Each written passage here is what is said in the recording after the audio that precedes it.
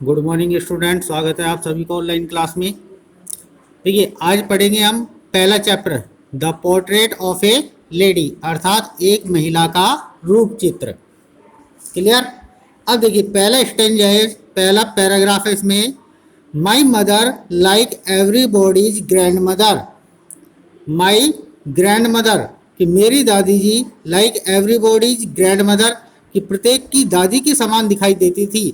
Was an old women जो कि क्या थी, एक वृद्ध महिला थी। सी हैड बीन ओल्ड कि वह कभी वृद्ध हुआ करती थी। एंड रिंकल्ड, रिंकल्ड का अर्थ होता है झुर्रीदार। रिंकल्ड का अर्थ क्या होता है, झुर्रीदार उसका चेहरा हुआ करता था। फॉर द 20 ईयर्स, कितने वर्षों से, 20 वर्षों से। डेट आई हैड नॉन हर, जब से मैं उसको जानता था। पीपल सेड डेट, लोग कहा करते थे कि she had once been young. देखिए, यंग का अर्थ होता है युवा कि वह कभी क्या हुआ करती थी, युवा हुआ करती थी। एंड प्रीटी, और सुंदर हुआ करती थी। एंड, और had even had a husband, even यहाँ तक कि हैड ए हस्बैंड, और उसके एक पति भी था। But that was hard to believe, but लेकिन डेट वाज हार्ड, हार्ड का अर्थ होता है कठिन। टू बिलीव, बिलीव यानी कि विश्वास करने में, कि इस बात को विश्वास करने में कि उसका एक पति भी होता था। यह बात कैसी लगती थी, कठिन लगती थी। My grandfather's portrait hung over the mantelpiece. My grandfather's portrait कि मेरे दादाजी की, पोर्ट्रेट का अर्थ होता है तस्वीर। हंग, हंग का अर्थ होता है लटकी हुई थी। अबव द मेंटल पीस, देखिए मेंटल पीस का अर्थ होता है चिमनी। क्या अर्थ होता है, चिमनी। अर्थात जो मेरे दादाजी की तस्वीर थी वो कहाँ पर लटकी हुई थी, चिमनी के ऊपर लटकी हुई थी। इन द ड्राइंग रूम, कहाँ पे, ड्राइंग रूम में। He wore a big turban, wore का अर्थ होता है पहनना, कि वो पहनते थे। ए बिग टर्बन, टर्बन का अर्थ होता है पगड़ी। एंड लूज फिटिंग क्लॉथ, और क्या पहनते थे, ढीले ढाले कपड़े पहनते थे। His long white beard covered the best part of his chest. His long white beard, उसकी लंबी सफेद दाढ़ियां। कवर्ड, कवर्ड का अर्थ होता है ढकना, कि ढके रखती थी। The best part of his chest, लगभग उसकी छाती के पूरे भाग को। एंड, और he looked at least 100 years old, और वो लगभग कितने साल के, 100 वर्ष के दिखाई देते थे। He did not look the sort of person कि वो इस प्रकार के व्यक्ति नहीं दिखाई देते थे। Who would have a wife, जिनके एक पत्नी हो, और चिल्ड्रन, और क्या हो, बच्चे हो। अर्थात उनको देखने से इस बात का पता नहीं चलता था कि उनके एक वाइफ या कुछ बच्चे रहे होंगे। He looked as if, he looked as if, वो इस प्रकार से दिखाई देते थे मानो he could only have lots and lots of grandchildren, कि उनके बहुत सारे पोते पोतियां हो या नाते नातिया हो। As for my grandmother being young and pretty, as for my grandmother being young and pretty, जिस प्रकार से मेरी दादी जी एक सुंदर युवती हुआ करती थी। The thought was almost revolting, revolting का अर्थ होता है हलचल पैदा करने वाला, कि यह जो विचार था वो कैसा था, हलचल पैदा करने वाला था। सी ऑफन टोल्ड अस, वह हमें बताया करती थी। ऑफ द गेम्स, उन खेलों के बारे में। She used to play as a child, जब वह बचपन में खेला करती थी। अर्थात जब वह एक छोटी बच्ची थी तो जिन खेलों को वह खेलती थी उन खेलों के बारे में हमें बताया करती थी। Dad seemed quite absurd and undignified, dad seemed जो कि प्रतीत होते थे, क्वाइट यानी कि पूरी तरीके से, एब्जर्ड, एब्जर्ड का अर्थ होता है भद्दे। एंड अनडिग्निफाइड, और असम्मानीय प्रतीत होते थे। ऑन हर पार्ट, उनकी भूमिका में, अर्थात उनके द्वारा खेले जाने वाले जो खेल है वो भद्दे और असम्मानीय प्रतीत होते थे। And we treated it like, और हम इसे समझते थे the fables of the prophets. Prophets का अर्थ होता है पैगंबर। प्रोफेट्स का अर्थ क्या होता है? पैगंबर।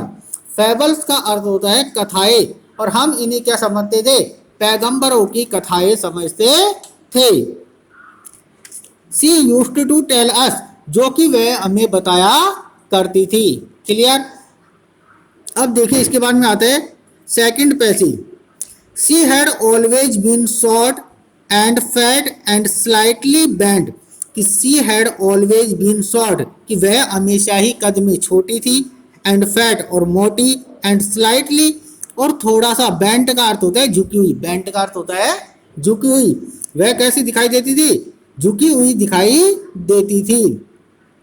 हर face was a criss cross of wrinkles, कि हर फेस उसके चेहरे पर was a criss cross of wrinkles, यानी कि झुर्रियाँ थी, running from everywhere to everywhere, जो कि इधर से उधर दिखाई पड़ती थी। अर्थात उनके पूरे चेहरा जो था वो झुर्रियों से भरा हुआ था। नो नहीं, वी वर सर्टेन, हम इस बारे में सर्टेन का अर्थ होता है निश्चित या आश्वस्त थे।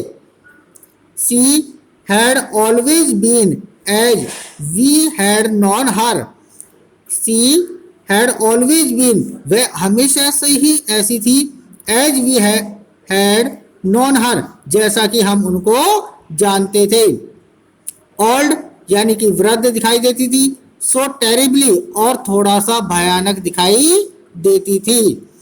Date she could not have grown older, और वह इससे अधिक वृद्ध नहीं हो सकती थी।